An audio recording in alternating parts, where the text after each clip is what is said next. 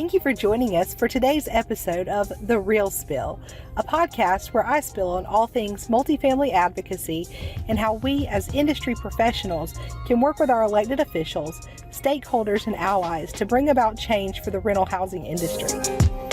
My guests are subject matter experts whose unique perspectives will help listeners understand how the issues impact them. Let's get into The Real Spill. Hello, everyone, and welcome to today's episode of The Real Spill, sponsored by the Multifamily Media Network. With me today is someone I absolutely love to sit and chat with and collaborate with, and I'm excited for listeners to meet Tina Belge. Tina, welcome. Thanks for having me. Absolutely. This was something that when I first started the podcast, you were one of the very first people that I wanted to have listeners learn about, just have them have the opportunity to hear what your day looks like, what all you're doing for Greenville. And I'm just so excited to have the conversation that we're going to have today. Thanks, Katie. That's really kind. Of course. I'm happy to be here. And just to get us started, can you share a bit about your background? Like, how did you find yourself owning Catalyst Consultants? Yeah. Well, most of my career has been in government or nonprofit work, primarily around housing. So that's how we met. I think that experience in the public sector really led to a strong consulting, background of knowing how to relate private to public, government to nonprofit. I worked on the federal level, state and local. So when you've kind of seen all the different levels, it gives you insight, what works, what doesn't. Anyway, I love working with clients and different organizations across the state as something I really, thankfully get to do. It's a great opportunity. And you get just to see all different parts of South Carolina. So it's wonderful. And you're making a difference at that with a lot of the things that you're involved with, that you're behind the scenes working, and you're a great connector of people and resources. Oh, thank you. Yeah, I really try. Like sometimes when we're having conversations, I know you and I'm like, okay, this person I need to talk to and get her to talk with this person. And because we're all working in our own silos sometimes. And that's what's really great sometimes about consulting is that you can kind of have that larger bridge framework of, hey, I know this person is looking at this funding here, but this person has some policy ideas. This elected official, they've been excited about getting into XYZ. And so when you marry those all together, that's really when some cool things can happen. And some really, really cool things are happening here in Greenville too. And I'm excited for us to get into a conversation that we had a few weeks ago.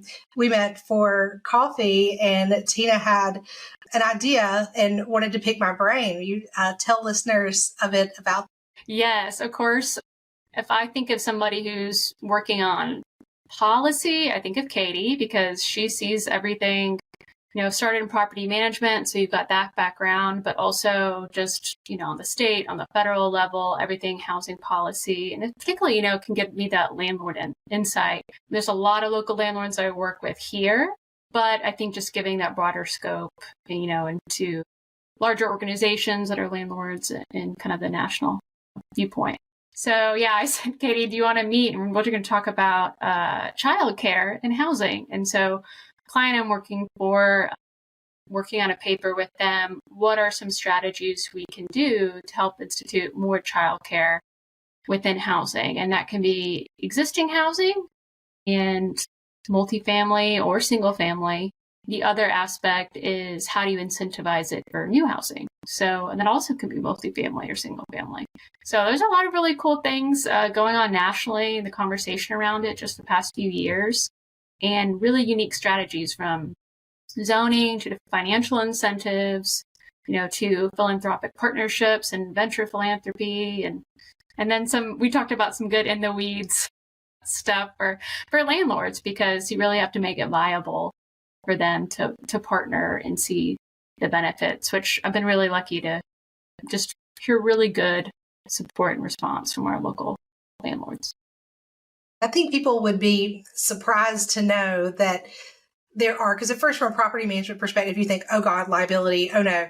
But Yes. there are ways that these things can be funded, and the way that certain agreements are drafted that reduces or mitigates that risk. Yes. Yeah, absolutely. So you've got, liability insurance, of course, is number one. Something I was surprised to find out is that the state does not require liability insurance from childcare providers. They require you to have it, or you provide a waiver of release, basically, to parents, saying, hey, we don't have a policy. And so, the suggestion, of course, is that we recommend you to have liability insurance for your safety, for the safety of the children, for the landlord, just to give everybody peace of mind.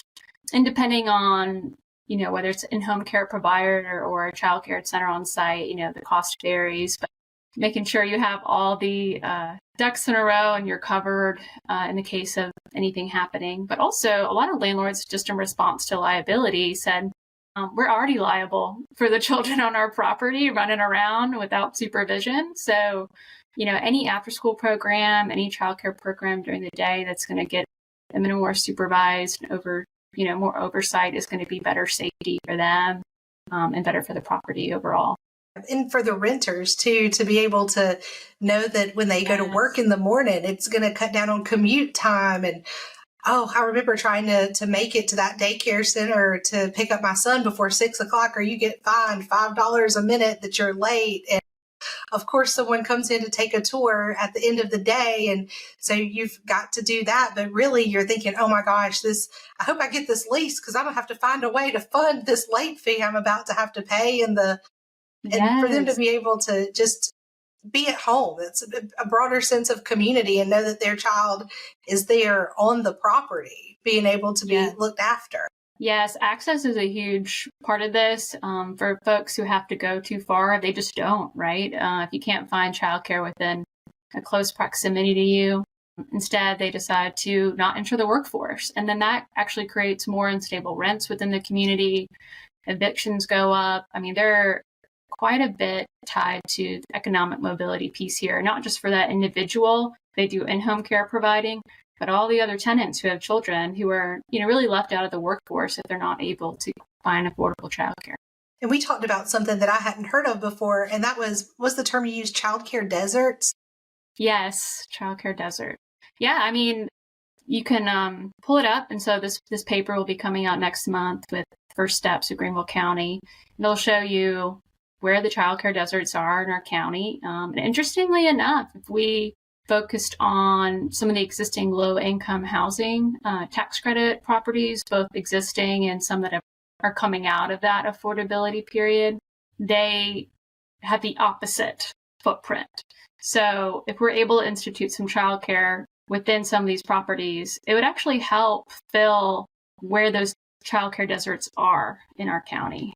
So it's a really unique opportunity to help provide, like you said, accessible childcare that's right there, and really can be such a huge economic mobility strategy for that family and really for the landlord. And are we able to discuss that the funding may already be in existence? It's just putting it, and if we're allowed to say that yet until it comes out. Yeah, right. Well, I mean, I will say, I can say there's federal dollars out there that, we can absolutely access for certain providers that match up with that. There are low interest financing that any private developer could take advantage of. So you could look at that through Fannie, and they have a healthy housing program as an example. There's also just a lot of cool initiatives going on across the country where you either can work with a venture philanthropic group, and they will buy homes, work with a landlord to do that, either be the landlord themselves or purchase homes or renovate multifamily units as a way to gain access.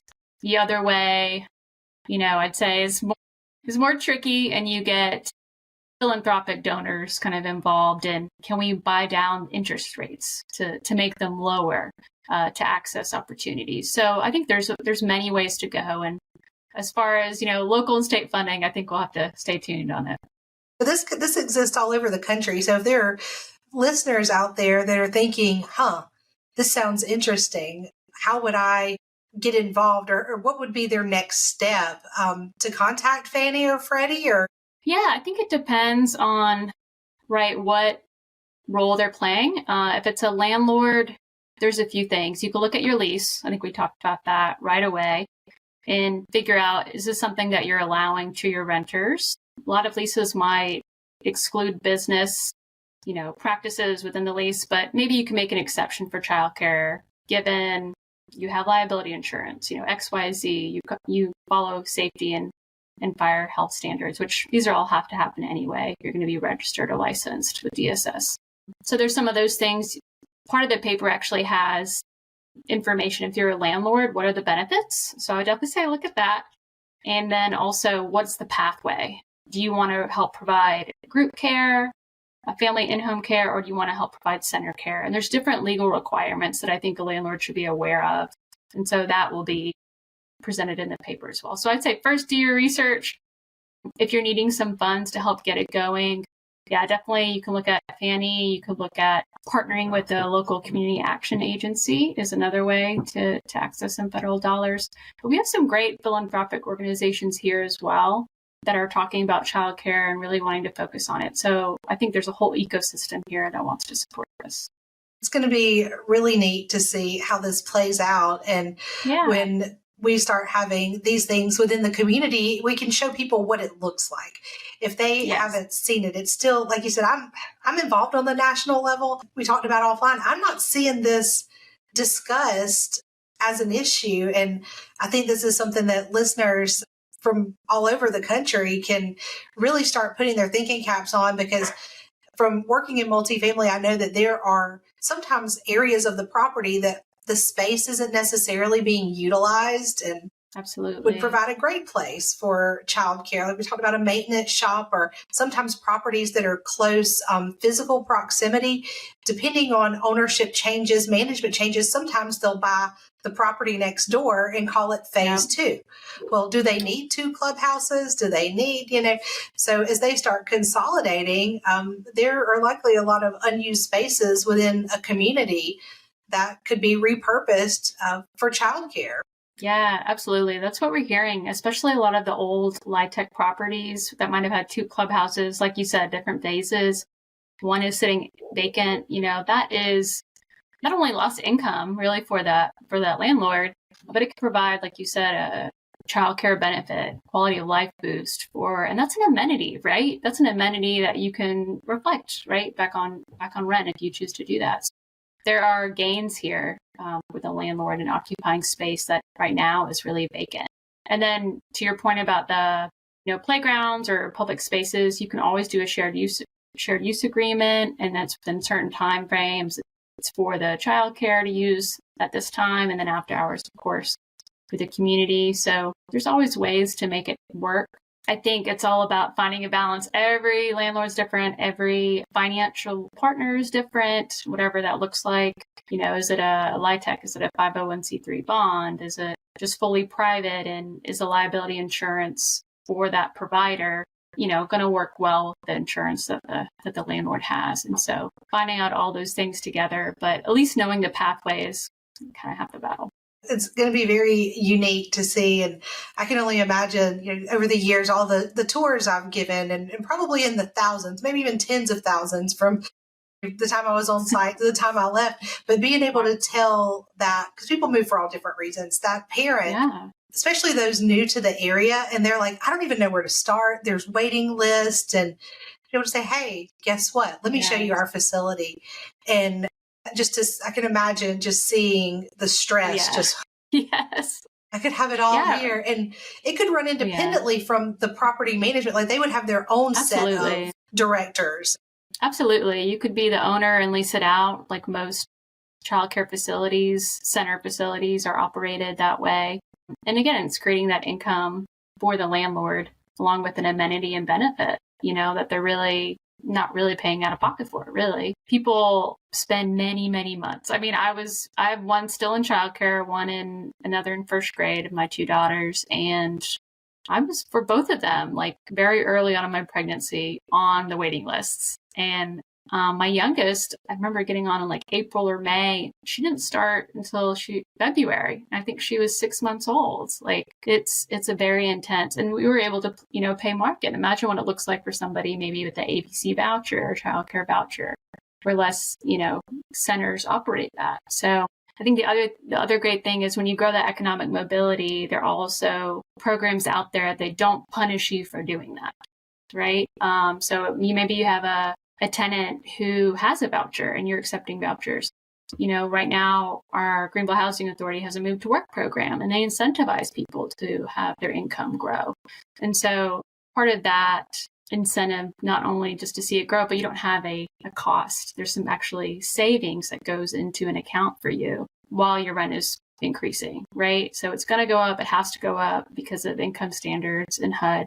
But that difference is actually going to go into a savings account for you. That's for you at the end when you exit the voucher program. So that is a big financial incentive, along with just the obvious, your income is increasing and you'll have more quality of life. I remember having to do those bond reports. I worked LIHTC very briefly, showing my age here, about 18 years ago. And you had to requalify that income every single year upon renewal. And I remember, having some residents, and if I remember correctly, it was a type C. If I had anybody on the waiting list and you had someone who they could not necessarily requalify, their income had gone up, you would have to tell them, you have to do it far enough in advance to give proper notice. You may have to tell someone, hey, I'm so sorry, you're stepping up, which is a great thing. It's a great thing. But I have to allow someone who is at that level that you were at to obtain housing at this point. So, and that may have looked like them moving, because depending on if the voucher is tied to the unit, or if the tax credit rather is potentially tied to a unit versus tied to the individual. Yes. It's right. It can get squirrely. Yeah, absolutely. We need more programs like this Move to Work that'll help people make that jump, or else that benefits cliff is just too short to make that jump make sense. It's a hard thing. And I think that helps it move across the aisle too, because of course where we are, even the Housing Choice Voucher Program in South Carolina, like I was discussing with you guys as part of the working group, the collaboration group with the Greenville Homeless Alliance, that we have a bill on the federal level to revitalize the Housing Choice Voucher Program. Yes. And it's been so difficult. As much as I enjoy working with our federally elected officials, it's very difficult, especially in an election year. I guess we were trying to be optimistic, but to get them to have the conversation that this is needed and we need to continue to put funds into fixing the program so that more programs like the Move to Work can happen, not just in Greenville, South Carolina, but all over the country. Absolutely. Like you said, it should be that stepping stone for people. And you can't do that without reform of the program.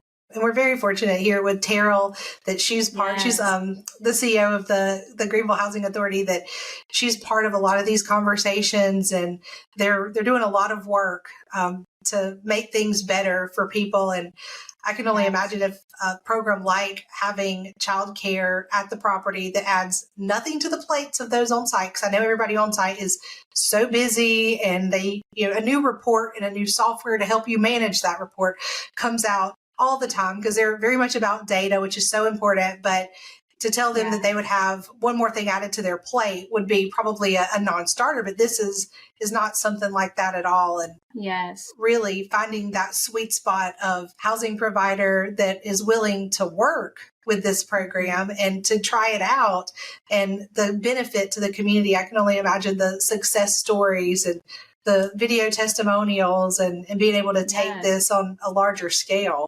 Absolutely. She's been so wonderful to work with. And, I think a big realization too, in speaking with her, is, for those tenants who might have a voucher but know where to take it for childcare, having an in-home care provider within that space. You have the accessibility, which, 20% of our folks in a qualified census tract in the county don't have access to a car. So that's huge right there, just trying to get your kid to childcare. So if it's in place, that's one thing. But if you can have somewhere an in-home provider that accepts vouchers, which they're more likely to do, it is an economic boost also for that person, because those are often, maybe a little more than what somebody would charge kind of like under the table, which unfortunately we know happens all the time. And that puts, more kids at risk. There's less training, there's less oversight, all those things. And so it can fill quite a bit of need now that, we know for watching 6 children or less, you can do that as an in-home care provider. If you get approved for a certain quality, we call it the ABC quality in South Carolina, you get at least a B level. Yeah, you can accept vouchers. And that really can be such a game changer for so many families and the provider themselves. And I see that being a benefit in what we're seeing an increase in the multifamily industry, and that's your build to rent communities, where it's not an apartment, it's they're houses. And there's, I think we must, because we'll get into when you ran for senator here in just a bit, but you would obviously have been my senator, so we obviously live pretty close together. And there's a new community on the corner across from Eastside High School, and I have a feeling they're putting another one. I can't tell if that's going to be a business. Normally I can tell by what they're doing if it's going to be housing or if it's going to be a business. But even somewhere like that they could have one of the houses, the resident runs an in-home childcare and say they accept the voucher and they potentially accept a housing voucher plus is it called the ABC voucher? Yes. Okay, that's what I thought. I remember having residents and asking if I knew who would take those. And it's hard sometimes. The resources aren't necessarily there for those who work on site to know, I can send you to Miss Jones or whoever it is that would be able to help them. Yeah, there's some great models.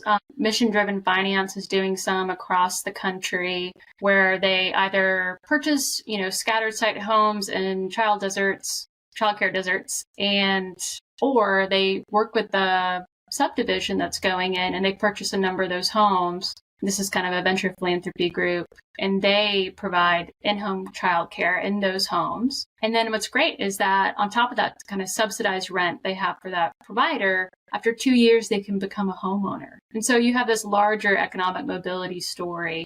So it might not work, for a fully rent-to-own, or I guess full rental communities that are single family. But if there is any movement to, provide a rent to own, that could be an added, but even just subsidized rent is a wonderful thing for people to have. So either way you go, there's really cool models happening just right now. And really most of them have flourished after COVID because childcare was really put on its head during that time. I know for my youngest, we had to move childcare centers because they never reopened the infant room at my daughter's old place. So when I was pregnant with my second, it was like, well, we literally have to go somewhere else, but also the ease of flexibility where people saw I can have an in-home care provider. And that's something that might work for my family because that has also opened the door to a lot more opportunities for flexible childcare.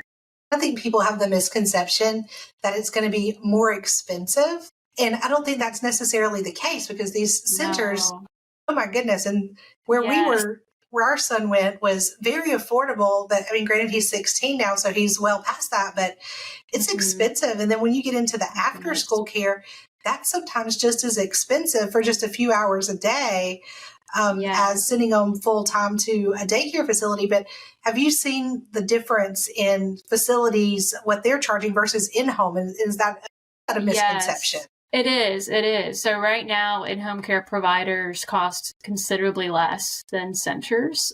It's $7,000, a little over $7,000 for in-home care providers for the year, and it's around $10,000 for childcare centers. So that makes, a big difference in people's wallets. My 3-year-old, gosh, and she goes to I would say reasonably priced center, and it's like $1,200 a month easily for one child. So, that's a mortgage, right?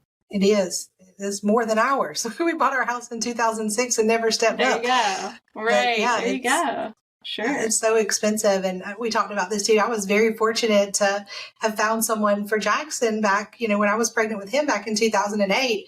My church said, come to us when you're 6 months. And I'm like, okay. And I just had that feeling. So I reached out at 3 months and they were already full and had really no idea what I was going to do with him. And I had a resident walk in and said, hey, what are you going to do with this one? Pointing at my belly. And I said, I don't know. She said, well, I'm a retired, baby nurse. That's what I did.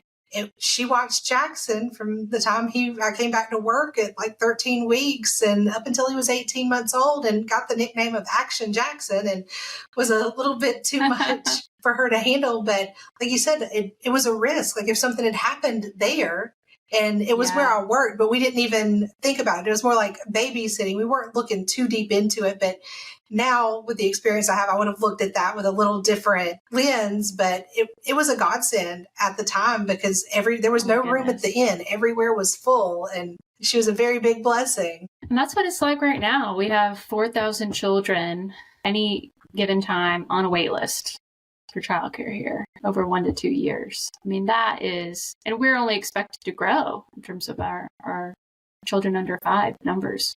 And so housing, we talked about housing affordability and how that's a passion. When did you first know, like, this is something I want to get behind? This is where I want to spend some time. Well, I think have been interested in community in general. When I was a kid, we, had some things happen in my household. We're a little unstable at times where, my siblings and I at different times were in like childcare, Catholic social services. And so, I think it was hard, eventually we were back home with my family, my parents, but being in other people's homes, like, just for a short period of time over several weeks was like, it gave you a sense of, in a strange sense, like community. You're talking to all these different families. You're finding a sense of like, they're usually family friends who helped, watch us in these different times. I don't know. I think I always was attracted to that, but I also knew what it felt to be unstably housed, to not know, where the next day maybe I'd be laying my head. And so I was very, very young, so I don't remember a whole lot, but I do remember that feeling. And I think that always stuck with me. I can always relate to somebody who is kind of dealing with that uncertainty and the instability of housing.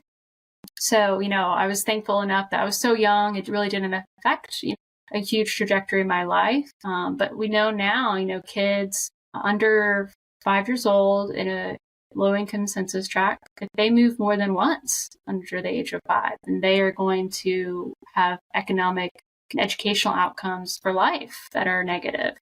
So, I think about that a lot and just how fortunate we were in my sisters and I. And then after college, in college, I was like an RA. I think I liked, community that way. I put on programming. I like just like Greenville. I love the community here and I love the people. I think I just have a passion for community, and did AmeriCorps right after college. It put me in the city of Knoxville's community development department. And I just fell in love with affordable housing, fell in love with neighborhood work. Just listening to people and their problems and how can we create solutions. And I've been in it ever since. That's awesome. And you talk about that young experience. It's like sometimes we go through things like that give us a unique perspective later in life. Like in some ways it's ordering our steps for what we're going to end up doing, even if it's not necessarily the ideal situation. It's like, okay, I've been through that. I have that lived experience. And so now I can draw from that and try to help others not ever have to go through that or face that or minimize them going through something like that. Yeah. How about you? I don't know how you got into housing. Yeah, well, I rented an apartment in college. We're from Lawrence, which is about 45 minutes away. And we were driving to Tech. I was intending on being a civil rights attorney, because growing up in a small town like that, there's actually a movie that's with Forrest Whitaker that's about a guy. I'll tell you offline. I saw things growing up that I just did not agree with, even hearing some educators make comments that today they would have been canceled. If I were to even come out today and say certain things, this person would be canceled. And I didn't think it was right. And the movie with Forrest Whitaker about my classmate, his dad's a pastor, and he'd befriended a Klansman. Like, we grew up with that kind of stuff going on in our neighborhoods. And I'm like, this isn't right. I don't like this. And it sounds horrible to say, I wanted to get away. No, yeah. As soon as I could. I didn't really find like the lifelong friendships there, just kind of felt out of place, so to speak. And so when we went to college, I was going to go to Greenville Tech, get my paralegal certification and just test it out. And now that I work in the legal field, I see a lot of people do that. And so go into college to be a paralegal. And then the drive was getting a bit much from Lawrence, that and the pull to get away. I didn't have a very positive high school experience and just wanted to do something different. I wanted a new start, fresh, rip off the Band-Aid, let's go somewhere different. Yeah. And so we started touring apartment communities and we landed on one, and I needed to use the telephone in the leasing office. This was 2001, 2002. So my husband and I were sharing a cell phone, and my mom said, you need a landline. Like, you need a landline. So my husband had the cell phone with him because whoever was traveling had the cell phone. And I said, okay, Mom's right. So I went into the leasing office and asked to use the telephone. I needed to call, this was so long ago, it was Southern Bell, to get my phone hooked up. And I got off the phone and the manager was looking at me and I'm like, what is she looking at? And she said, you have a great professional phone mannerism. Would you like a job? And I thought, well, maybe working in an office. I've worked fashion retail, which I think everyone should have to do. It prepares you for working with the public. But I was able to talk to the manager more about what that looked like, thought that it would give me a good opportunity to work in an office. I just absolutely fell in love with it. It's the training that they provided was like, wow, I get to help people find their homes. And unlike real estate, when you sign on the dotted line, your relationship is essentially over. But when you're working in rental housing, your relationship is just begun. And now the wonderful things you've told them during your tour, that all the great things about your community, now you have to be a person of your word and to take care of them. And just like you said, you fell in love. I absolutely fell in love and said, it scratches the itch of legal because we have the lease agreement and explaining policies and procedures and all that good stuff. And then you have the loving on people part where, after when I was at the end of my on-site career, you could almost smell it on somebody, like while they're moving, like, oh, this person's going through a divorce, and they wouldn't have had to say a word. It's just a sixth sense to just put your hand across the table at that person and just pat at them like it's going to be okay. And you see the barriers come down, and just seeing people's lives turn around. Sometimes when they're moving, it's not a pleasant situation. You have widows and widowers, you have divorces, you have all kinds of things that happen, and you have to be a good steward of those relationships. And I've spent over 20 years doing that, and it was amazing. And I just, after COVID, I got compassion fatigue and never thought that would happen. But that goes into really how we met. I was just thinking that, and just thinking, oh my gosh, now there's a moratorium. I can't file eviction if people don't pay. But I knew that a lot of my people, because I knew what they do for a living, they're not going to be able to pay. What in the world do we do? And that's when I heard about the Greenville Housing Fund. And during that time, how we were able to work together. Like if I click over to my other Google platform, the Neighborly software tab is still up. No way. Yeah. So can you tell me a little bit about working for the Greenville Housing Fund and how you were able to help folks, landlords like myself, housing providers, keep people housed during the pandemic? Yeah, I mean, really, it was a unique time. As you know, we're generally an organization that worked in convening. My role was really advocacy and policy work, much like you do. I think everybody during COVID, right? We just had to switch gears into direct service. What can we do? How can we prevent evictions? And there were money, coming obviously down from the federal government, but a lot of it was taking time too. So it was a combination of, there's some local dollars and then eventually there's some CARES dollars, that were coming down. But the landlord assistance program that we ran was specifically, okay, versus an individual applying, let's have a landlord apply to try and get the most folks possible, who we know, because we're, like you're saying, we're getting these calls. I mean, folks who, literally, like a woman I will never forget, she called and said, I lost my daughter. She just died of COVID last week. And, and obviously we're getting all the, the paperwork, and I have to ask for all these things, just like you did with your tenants at the time. I mean, these life-changing events that are happening to folks, and they're probably in the hardest time of their life. and they're not seeing a future paycheck because, like you said, the industry they're in is like fully shutting down. So yeah, it was a very fortunate, very stressful time. I don't think I slept well for maybe 4 or 5 months, but we were able to help about 400 families in that time stay housed, and super grateful for the county, for the partners, at the time it's United Way, Hollingsworth, others that are just coming together to say, hey, let's try to do some direct service and keep people housed during this time.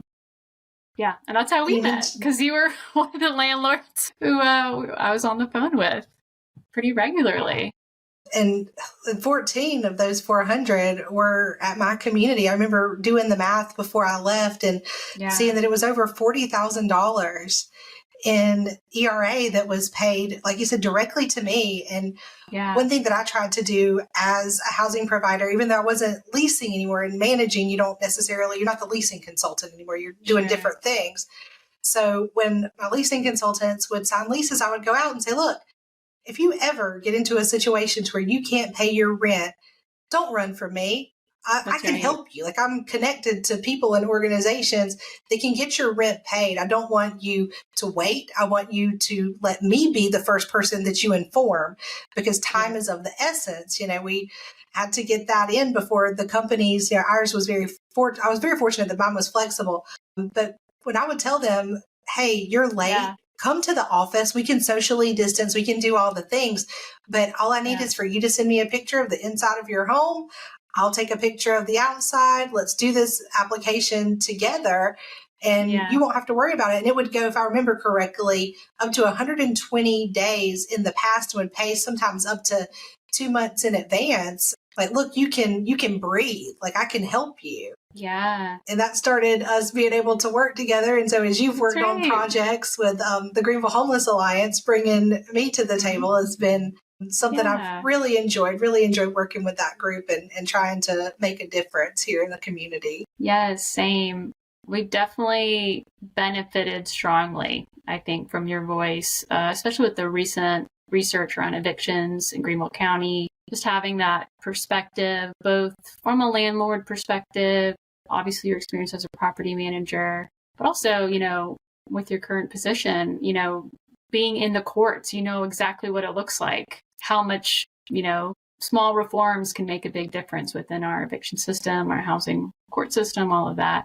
And it's pretty astonishing. We've got 3 times the national average, our eviction filing here in Greenville County. So that's pretty, unique. It's not a good number that we want to hear. But what's been great is just working with you and other partners, thanks to the Homeless Alliance and others who have really facilitated the process to figure out what strategies we can or can't do to help reduce those eviction filings in a way that's both beneficial to the landlord and the tenant, right? Because it is costly, no matter which way you cut it, unfortunately. And more programs like we've talked about that would help the resident, like once they get through this time, what resources, what contacts do they need to help them so that they don't find themselves back? Because we've discussed too, the same people are being filed on month after month sometimes. And if the property manager, as it states right now, which I know a little secret that might be coming up legislatively to help this next year,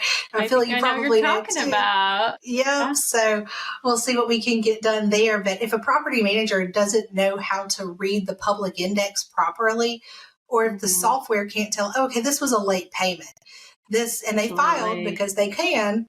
But unless that $10 was paid, and even then, I've paid the $10 writ fee as a property manager, and then the constable's there to do my set out. I still remember the guy's name and the apartment number. And he came to me and said, hey, I've got it. I've got it right here. Can you stop this? And I said, absolutely. I'm glad to. And sent the constable for an early lunch that day. Like, hey, we don't need you to supervise the set out. I've got all the arrears and next month, and this person's good. But they still have that $10 on their public record. So to any landlord, that's going to look like they were actually evicted. Some of our data in South Carolina, it counts every filing, every rule to vacate or notice to show cause, or 6 of one, half dozen of the other, what you want to call it. But every single one is showing up. And if you have someone who gets behind and can't stay caught up after that, they could have 10, 11 rules to vacate within a lease period. And sometimes that impacts the landlord being able to renew their lease agreement. And then where are they going to go? Absolutely. I mean, we have a huge rise in people staying in extended stay hotels, motels, couch surfing, technically, falling under the definition of homelessness as a result. People with kids, they are by and large the most impacted by evictions are children. And I think we're really losing sight of that. I think if you think it's a small amount, it's 1 in 5 renters. 1 in 5 renters have been filed on. And to your point, they could have it dismissed. They could have it resolved with the landlord and have it dismissed, but it still is on the record. And so there's plenty of good strategies out there to help reduce the impact of evictions once you have them on your record. So definitely being discussed. So that's very exciting. And everybody is supportive of that, which is great to hear. Just everybody sees the benefit. We are all not the worst mistake we ever made, right? Even if it is a non-payment of rent. And there certainly, what I've seen in most of the research we've looked at is an average of $1,200 that people end up being evicted for, right? It's a situational, my car broke down, or I was laid off, or my hours were reduced. I had a family member pass, right? Some of these different things that happen are very situational, but unfortunately can easily lead someone down the road of eviction and sometimes homelessness. When I had Dorothy Dow on last week, we discussed about the need for bus stops in front of hotels that I didn't realize it had become that bad. I noticed it because I've had some doctor's appointments, in that downtown area around Ferris Road, going down Church Street. And there are some hotels right there. And I was like, why is the school bus in front of the hotel? It was a fleeting thought, but I'm thinking, surely not. But she confirmed, no, yes, that this is what's happening. They're having to add school bus stops at the hotels. Yes. Yeah. I know of some children who do that. My daughter's in elementary school. And to think about that too, they are usually at the end stop.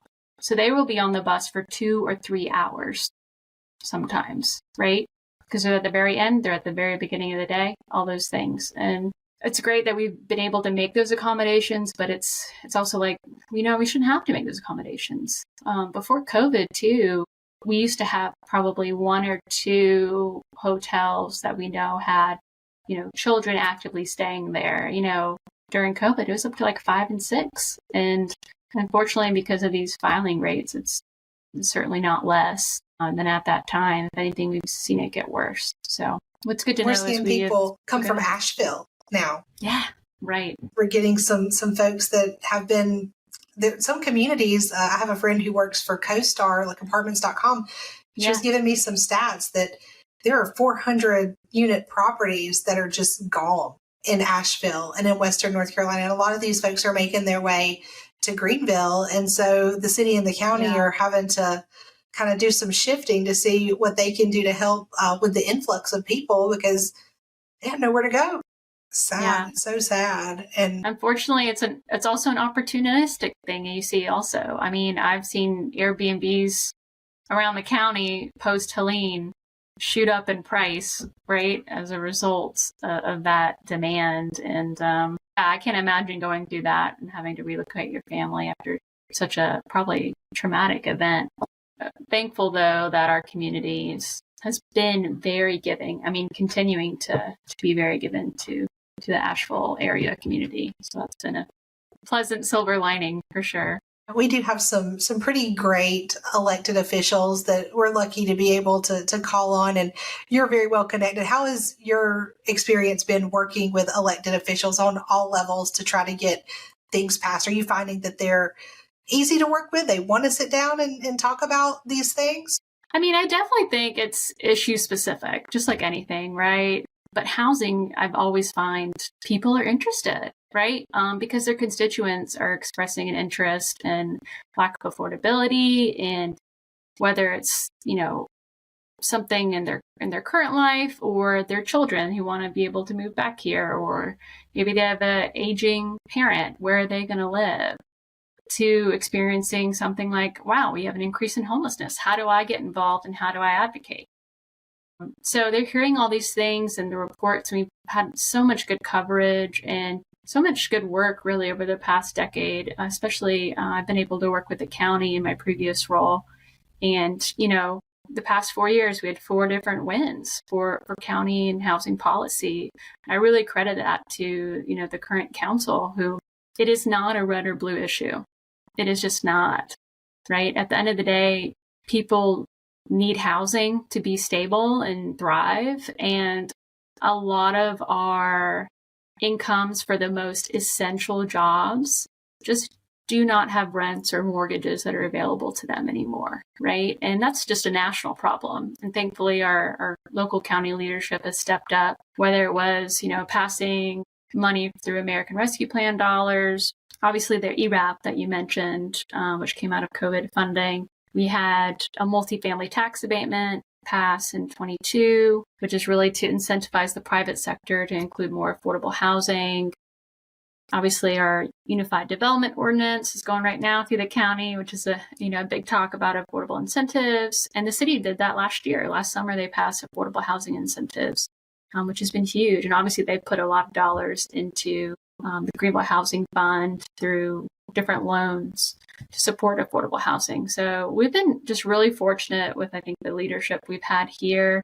Really hopeful it continues, and we just hope to build off of that because, our teachers need it, our firemen need it, our police officers need it, our retail worker downtown, right? If you have restaurants that are turning over and you're like, wow, it's like impossible for anybody to get served at your, this is all related. There's nowhere for them to live around town. They are not going to make it to that job. And as soon as they have anything that's comparably close in wage and doesn't require a 45-minute commute, that's what's going to happen. So it's been really, I think, exciting work the past few years. And that's what I'm sure you're the same. When a bill passes or a legislation goes through, everyone will be excited. I'm just off in the corner, with a little tear in my eye, some blood, sweat, and tears, have gone into it. I think we just have a great community that steps up when we ask, hey, let's, last summer, can the county put some general fund budget dollars into affordable housing? And they did for the first time. And that really just says a lot. If someone had told me a decade ago our county council would have done that, I don't think I would have believed it. So it's just a lot of wonderful people have come out of the woodwork to say this is important. And I really applaud the leadership of both city and county council. And based on those statistics, it's likely the 1 in 5, they likely know someone who's experienced it. And absolutely. Yeah, they're hearing those stories because they're becoming more prevalent. They're more relatable. This isn't now some nameless, faceless person that's going through this. It's my friend Joe, or whatever it is, or Joe's son, or that kind of thing. They're able to relate from their own lived experiences, and that's right. I think we're seeing the changes come about, and like you said, yes, definitely. And here in the YIMBY Act is likely to pass this year. I just heard that last week. I was like, that's oh my gosh, exciting. it's amazing. Yes.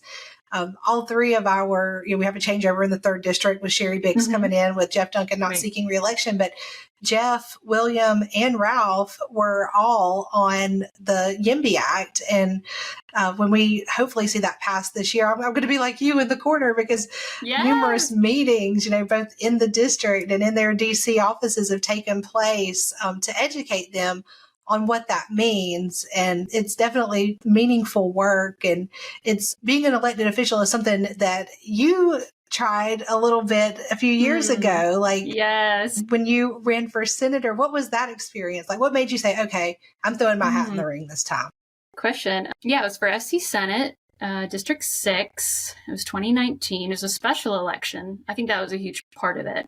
Generally wouldn't have been as competitive a race, but I was pretty nuts, honestly. I had just had a baby. Decided, I'm going to file. But maybe that's part of it, right? I think when you have a child, it makes you look at life differently. Time is precious, time is limited. And if I really want South Carolina to be the South Carolina that it can be, sometimes that starts whatever you can make a difference, right? And to me, the special election presented an opportunity to do that. So yeah, I ran for office. It was a wonderful experience, like truly, like wouldn't change it for the world. Even though I didn't win, which is, okay. I got to meet so many great people. And I will say we focus a lot on the differences among us, especially politics. But I would go door to door, talk to Democrats, Republicans, independents. And at the end of the day, we all agree on a lot, pretty much all the same things, right? We want good quality of life. We want freedom for certain things. We might disagree on how to get there, like the exact strategy, but we want to live in a good place, right? And people want good education and, ability to have economic freedom and all of these things. And I found during that time, we are so much more alike than we are different. And I knew that because I came from, I guess, a politically divided household. But to reaffirm that upon such a public, seeking for office was just reaffirming to me that Greenville is just a wonderful place and we have really quite a lot in common, which I think we forget too often. Yeah, I think sometimes just getting in the weeds, but I think the mainstream media makes us think that we're more adverse than we really are. Like there's not an adversarial component to, especially a topic such as housing. Like everyone deserves a nice place that they could call home, and you shouldn't be able to walk into an affordable community versus a conventional community and tell the difference because they shouldn't get subpar housing. They're not subpar humans.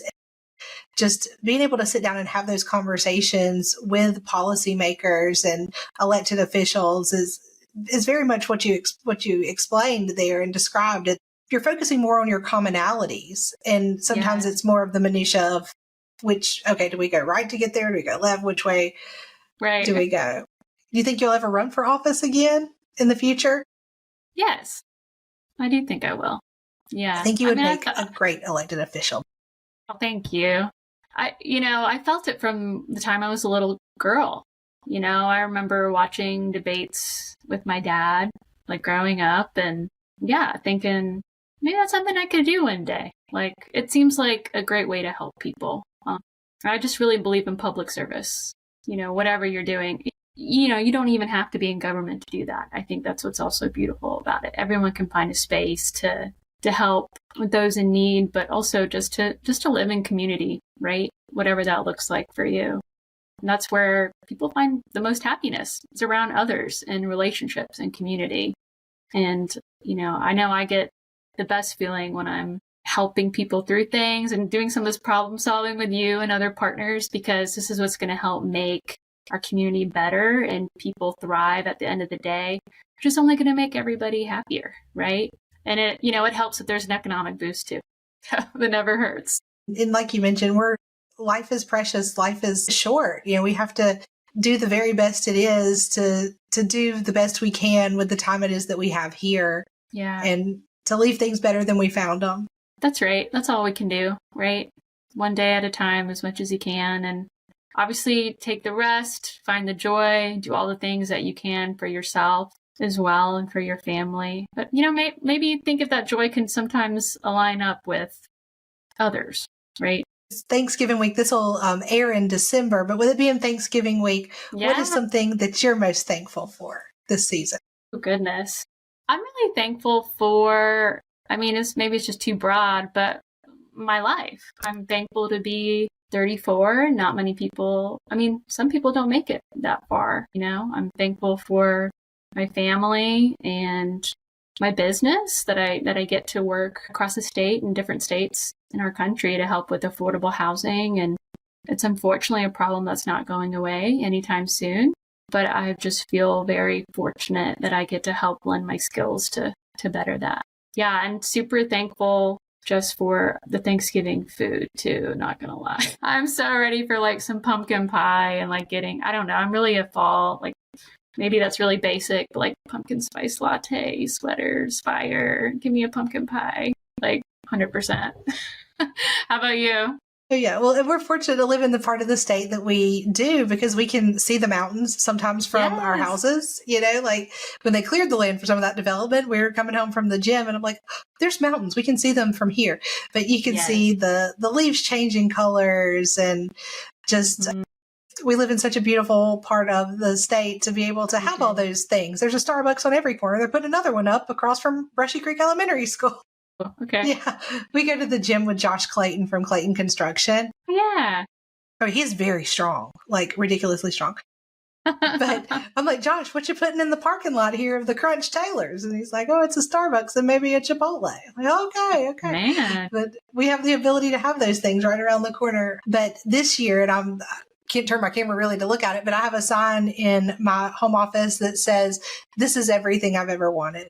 Yeah. It is, as being able to do what it is that I'm doing now for our firm and for the clients, for them to kind of get a behind the scenes, because our clients are property owners and managers, and to see what it is that we as a firm are doing or what I'm doing to help make life better for them and for their residents. Because when they're all cohesive and copacetic, they all, it operates better because you're providing a home, you're providing one of the most intimately important parts of someone's life. It's their shelter, it's their safe space. And to be able to do that for the time it was that I did, and I left it all on the floor, which is why I got burned out. But to be able to go from that, take that experience and still work on, policy and legislation for the industry. Yeah. And to be here with my dogs barking in the background, but to be able to work with, to work from home and to have that downtime where you don't have to be like on all the time. And it's definitely helped in my marriage and helped me be a better mom. I can go get Jackson from, school. I can go pick him up. And that's been a wonderful, wonderful thing. I'm very, very blessed to be where I am at this point in my life and to really have crossed paths with you and people like you that are inspiration. Just makes me want to be better, makes me want to do more and be more innovative in the ways that if you're in a position of influence, if you're chairing a committee or what have you, that you have that opportunity to provide a unique perspective and bring some things to the table to help bring about positive change. We are lucky to have you, that's for sure. Well, thank you. And I know you've got to go get your little one here from the bus stop. And so that's right. Yep. I'll finalize our chat with a question I ask everyone. Of course, I'm a big into music. I very much love hip hop. I have my "It Was All a Dream" sign over here. What is your favorite song? My gosh. I don't think I have a favorite song because that's like, I'm like you. I'm just a music fanatic, so I don't think I could pick one song. I'm a massive Beatles fan, a massive classic rock fan. So I'd probably say one song that always inspires me is Within You, Without You. It's a George Harrison written song, but it's a Beatles song. And one of my favorite quotes from it is, "Our love could save the world if they only knew." And I'm not going to sing it because I cannot sing worth anything. He does a much better job. But, it's that, and that's how I feel. Like, it's very cheesy, but I feel that way. I feel like anybody I come across, like, even if we have disagreements, like, I love you. And I wish the best for you. And humans, like, we all deserve a certain amount of decency and love. And I think we're all inextricably tied in that way. And that song makes me think about life goes on within you or without you, is what the song says. But it's also about that love that if we all just kind of looked at ourselves and decided to be that the world would be a better place. That's beautiful. I'm going to have to check that song out. I'll have to add it to my playlist. It's a little trippy. Hey, I'm here when for they're it. in their is when they were in their kind of guru phases, right? So it's a little trippy, but it's good. It's awesome. My late father-in-law would have loved that. He was a big Grateful Dead, like all that whole era. Jam. Love it. Well, thank you so much for coming on to my podcast here on the Multifamily Media Network. And I appreciate it. And I would love to have you back on sometime. We've got so much more we can discuss. You're welcome. Yes, anytime. I would love that.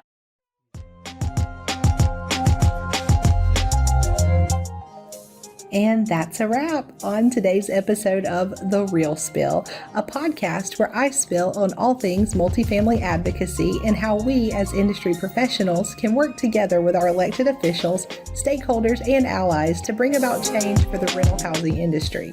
Thank you for joining me. I hope you've learned something new. Now, go be a voice. Until next time, Spills out.